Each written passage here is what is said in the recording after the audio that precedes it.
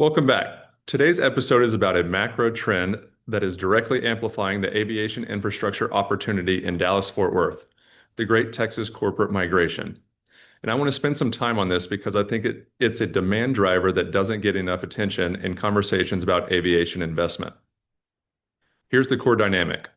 Over the past decade, and particularly since 2020, Texas has received an extraordinary wave of corporate headquarter relocations from other states, primarily California, Illinois, and New York.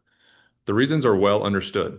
Texas has no state personal income tax, a comparatively light regulatory environment, lower real estate costs than coastal markets, a central geographic location that works well for domestic flight operations, and a state government that actively recruits corporations and does substantial economic development work to attract them.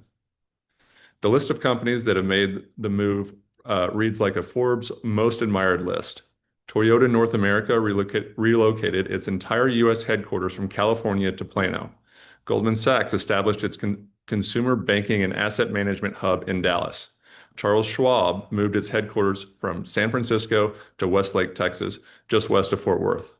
CBRE Group, the world's largest commercial real estate company, moved from Los Angeles to Dallas.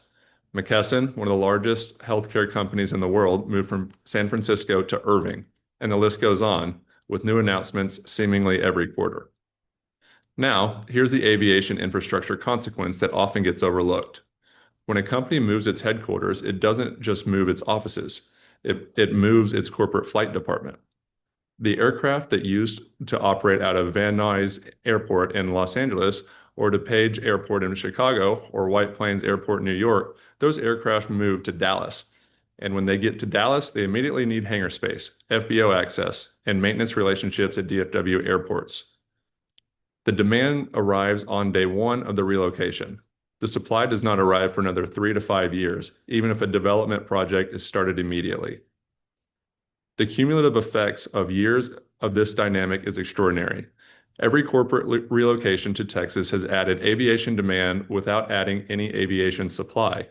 The demand overhang at DFW area airports has grown steadily year by year as relocation after relocation has landed. And importantly, the relocation wave shows no signs of slowing. California's regulatory and fiscal environment continues to push corporations out. Illinois has its own fiscal challenges, and Texas has only gotten better at competing for corporate headquarters at its infrastructure. Roads, housing, schools, cultural amenities has grown to match its economic ambitions. The Texas aviation ecosystem is also supported by extraordinary numbers at the state level.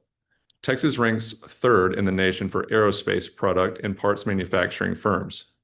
All 8 Fortune 500 aerospace and defense companies have operations in Texas. General aviation airports across Texas support more than $9.3 billion in annual economic impact. The state has 396 public use airports, one of the most extensive general aviation networks in the country.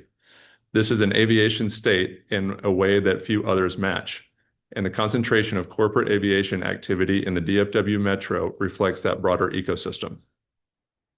The DFW metro's population is growing by over 100,000 people annually, one of the fastest growing rates of any major metropolitan area in the country.